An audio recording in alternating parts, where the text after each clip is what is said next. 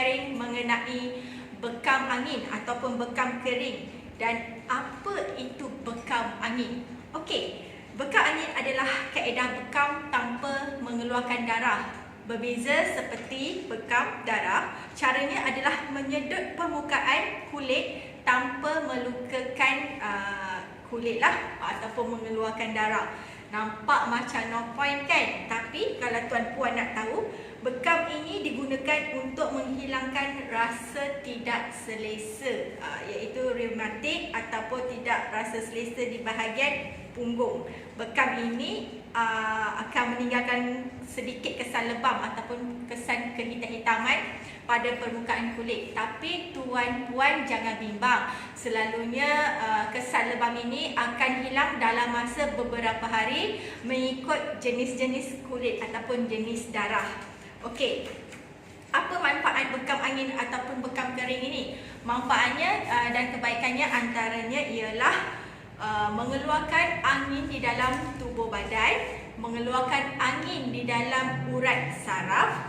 Okey, bagi mereka yang ada masalah sakit kepala, kembung perut yang berlebihan, ada masalah gastrik, yang ni sangat sesuai dipraktikkanlah. Selalunya bekam kering ni juga biasa dipraktikkan pada mereka yang tidak suka melakukan teknik bekam darah. Okey, jadi mari kita lihat cara-cara melakukan teknik bekam angin. Okey, yang ini sangat mudah ya tuan-puan. Kalau tuan-puan tengok dekat sini, di hadapan saya ada kad bekam dan juga pam bekam. Macam biasa dalam video terdahulu sebelum ni, saya telah ajarkan cara-cara penyediaan peralatan dan juga SOP bagaimana kita nak membekam pesakit. First kali mesti kita pakai glove, hand sanitizer, kita pakai face mask lah. Dan untuk step seterusnya mudah sahaja. Mula-mula sapukan minyak zaitun di permukaan yang ingin kita buat bekam angin. Okey, buat urutan ringkas dalam kiraan 3 hingga ke 5 minit. Okey, bila dah buat urutan ringkas, untuk step seterusnya sangat mudah. Mari saya tunjukkan sedikit contoh. Okey, ini cup dan ambil pump.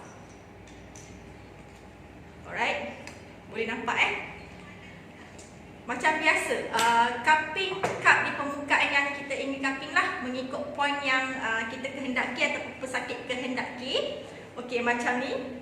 Dan pastikan tekanan tidak terlalu kuat ataupun tidak terlalu rendah. Jadi kita kena peka dan kena tanya pesakit lah sama ada tekanan tarikan pump yang kita berikan pada pesakit selesa ataupun tidak. Yang ini penting ya, poin yang ini penting tuan-puan kena ingat. Jadi nampak dekat permukaan kulit macam ni, kita biarkan antara 3 hingga ke 5 minit. Selepas itu ulangi step yang sama ke seterusnya di bahagian lain yang diperlukan pula. Begitulah proses seterusnya sehingga selesai. Okey.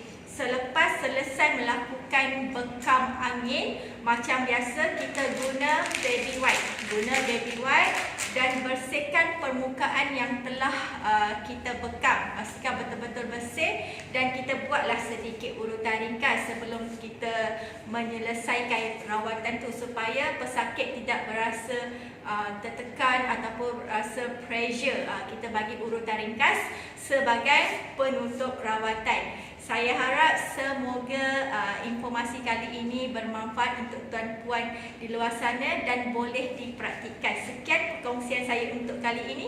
Terima kasih.